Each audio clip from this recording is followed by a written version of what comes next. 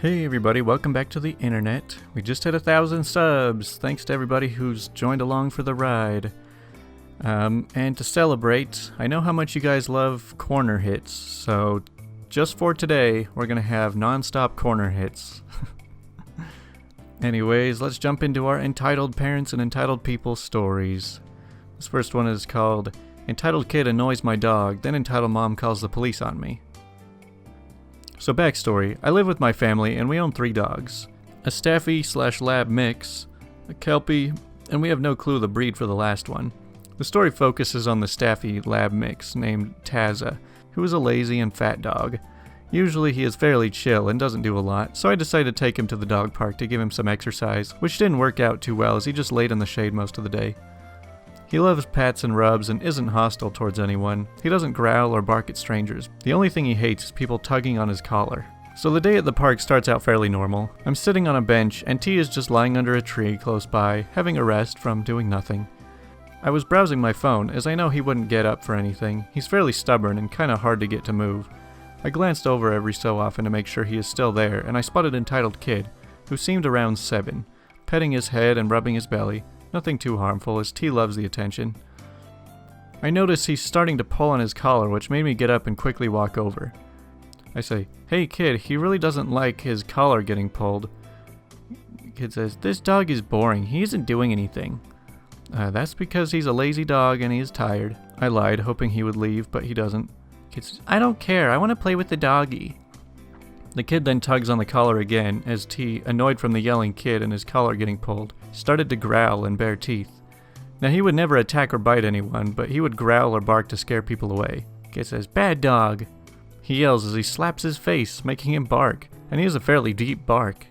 I pull the Entitled Kid away as the bark attracted the attention of Entitled Mom, who came over yelling. She says, "Get away from my kid, now!" The kid goes running to his mother as she storms up to me like I just assaulted her kid. I say, "Sorry, but he was annoying my dog and he just wants to play. Let him play. That doggy is boring. He doesn't move or anything." "It's okay, dear. I'll get him to move." I go to stop her as she grabs his collar and yanks it hard to get him up. Before I could react, T snaps at her hand, barking and growling, now standing. The Entitled Mom says, "He bit me. How dare you bring a vicious dog here? He should be put down. He could have hurt my kid." I know he doesn't really bite people. There wasn't even markings on her hand. He just snaps near your hand to hopefully scare it away.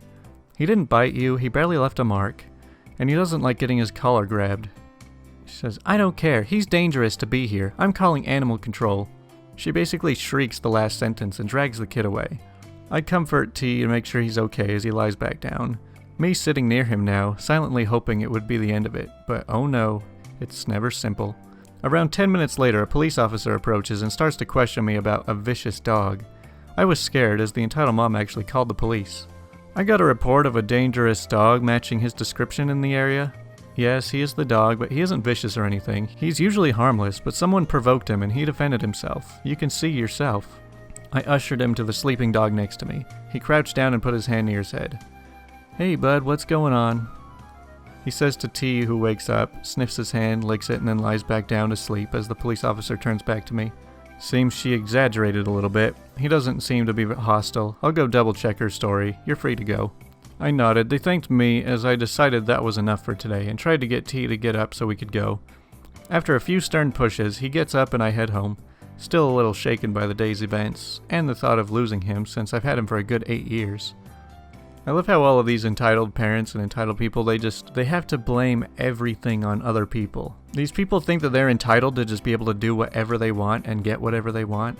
And then anytime something doesn't go their way, they've got to blame everyone else and try to get somebody else in trouble. Which leads us into the second story called Good Boy, Not Good Girl. So this happened a couple days ago on the bus. There was this gorgeous Japanese Akita and its person sitting in a pair of seats.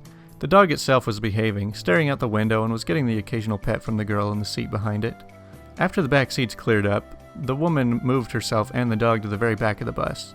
I'm going to put it here that the bus wasn't full, maybe 6 or 7 other passengers including myself. A couple stops later, the entitled jerk gets on the bus. She pays for her ticket and looks for a seat when she spots the dog. She's screaming, "Why is there a dog on the bus? Get it off now." Says, "I don't think so. I paid for him to be on here and I'm not going." Well, I am deathly allergic to dogs, and I want the dog off the bus before I die, and it'll be your fault. I'll sit at the front of the bus then. At this point, the lady goes to the bus driver and screams that he needs to get the dog off the bus. The bus driver simply looks at the lady, then at the dog, and then back at her before telling her that she best get off the bus. Why? I paid for my ticket. The bus driver says, yes, well, you're screaming at people. The dog isn't, so off you go. The entitled lady then storms off the bus, and I wanted to laugh the whole way to my stop. Man, that bus driver's a hero. Girl wants me to kiss my best friend just because she wanted to make her ship canon. Oh, this is gonna be good. So this happened a while back in October. So I'm a 16-year-old girl, and I was cosplaying with my friend at a convention in Bellingham. I was Sal Fisher, and my friend was Larry from Sally Face. So anyway, we arrived at the convention, which is in a very small building, and we decided to look around. We all admired people's costumes, and people gave us compliments on ours. We were just having fun, goofing around and looking at stuff. That's when our fun was ruined by this one girl. This one girl! She looked to be about 13 years old, and when she saw us, her eyes lit up and she bolted toward us. And holy crap, she looked like she had drunk 1,000,000 cups of coffee before she went there. She then started to talk, and this is how the conversation went. She says, "Hi, I really like your cosplays." Friend says, "Oh, thanks. We worked really hard on them, so it's nice to see someone appreciate our work." Our conversation was normal for about 5 minutes until she asked one question you guys have been waiting for. Hey, I was wondering, I shipped the Larry Face, and I was wondering if you two can kiss." Me and my friend Face turned into shock when we heard this. Sorry, but we're just friends, and we want to keep it that way by not kissing. So, sorry, no. Come on, it's just a little kiss. It would only be for a few seconds. No, we're not kissing each other, and we don't want to. Why are you being so rude to me? We were taken back by her loudness. This girl was seriously worked up over us not kissing. I say, listen, I'm sorry. If we were dating, then we would, but we're not, so it's gonna be a no. The girls then started breaking down into tears, and we just stood there in shock. She says, why are you being so selfish? It's only a kiss. She was screaming and crying to the point where everyone had their attention on us. We were so embarrassed that my friend covered her face. A lady then stepped up. She says, listen, if they don't want to kiss, it means they don't want to kiss. You need to learn people's boundaries. She says, but I wanted to make my ship canon. Sorry, sweetie, it ain't gonna happen. She then got up, pouted, and stomped like a child, then ran off. We thanked the awesome woman, and we at least tried to enjoy the rest of our day. Man, that's kind of a unique story. I guess I should add, for those of you who don't understand the terminology, shipping people is where you kind of just have your own fan fiction version of a story where you put two fictional characters into a relationship. And the term canon is kind of just like making it official. So she wanted two fictional characters to kiss so that they would look like they're officially in a relationship. I don't know.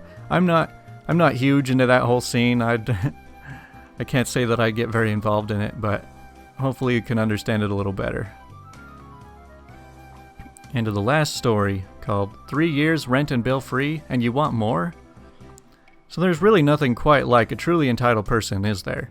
Now yes, perhaps I was a bit pushy over here, but under the circumstances at the time, I needed emotional support, and frankly, I was in a bad way as I was in the beginning/middle of a separation, and honestly, it wasn't anything but a fun time. At the time I was sofa surfing, and at the time close friend of many years was looking into a property in the city, but due to erratic work hours and pay issues, couldn't guarantee rent, and due to having never lived on his own through his 20s and early 30s, had no reference, and as he had now also separated from his significant other, reached out what I believed at the time was a helping hand. Now before I begin, my friend, or shall we call him entitled friend, and I have been very close. Similar raising, similar background, and of a reasonably similar age. We shared multiple interests, and due to us both having lost our respective homes and partners, the solution was clear. Move into a place together, and split the rent and the utilities and chill. Yeah, not so much. I found a stupidly cheap 2-bedroom place, and managed to grab some cheap second-hand furnishings to make the place feel like a home. We grabbed what few possessions we could in his car, and I moved in. At the time, entitled friend had a multitude of other things to do, including an extended holiday he had booked significantly in advance. As he needed holiday funds, I coughed up the first and last month's rent and got scrubbing, making the place somewhat more suitable for human habitation. A few months went by and money had started to get tight as Entitled Friend had made the decision, unbeknownst to me, that as I was already paying rent and utilities, he simply didn't have to. I asked repeatedly for funds and lived on the staggeringly tight budget so that I could cover the required bills. After a few months, Entitled Friend decided we need internet and promptly blew his wad on the fastest provider and speeds he could with unlimited downloads. I crept a brick, knowing I couldn't afford this. Entitled Friend, again without consultation, decided that this and this alone was his part of the rent and utilities, as he needed to cover the cost of his new car, work-related costs, etc. Stupidly, I allowed this to happen while shouldering the burden of rent with other miscellaneous bills myself for a full year until Entitled Friend got himself a new job. A job that was significantly better paid with a good 9-to-5 work schedule. I genuinely thought all my prayers were answered. He now has a stable wage and can help out more, right? No. And what had once been his own personal free B&B turned into a hangout spot for his friends and family. Now I considered this friend as close to me as a baby brother, and honestly, I love his friends as many of them are mutual, and we all have shared common interests, but one thing I cannot stand is random call-ins without warning simply walk in, making themselves comfortable and helping themselves to snacks and drinks while they waited for my Entitled Friend. This carried on through year 2, with Entitled Friend claiming he had no need to pay rent as he was hardly ever there, and I'm paying for the internet. As at the time I was working from home and was, I admit, taking full advantage of the unlimited download cap for the streaming and personal entertainment. With year 3 closing in and funds dying up significantly, I called it. I had frankly done enough. It all came to a head when my ex turned up and had a full-on crazy, and I didn't feel comfortable working from home anymore. I got a basic 9-to-5 in an office and started to alter the home into more of a me space. This did not go down well and led to the inevitable argument over what the next step was.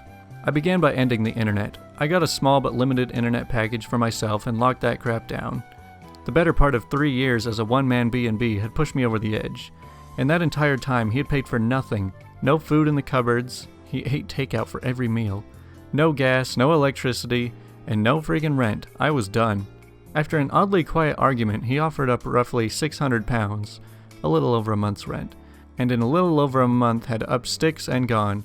Key handed over and stuff just gone.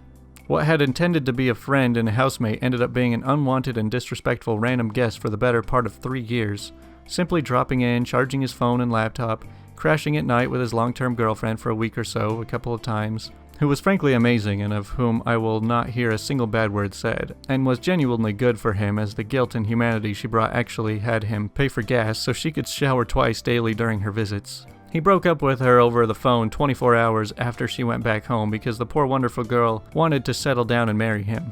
Even paid for him to visit her family in Florida as a part of a 2-week holiday as well as a trip to Africa for them both. All expenses paid by her.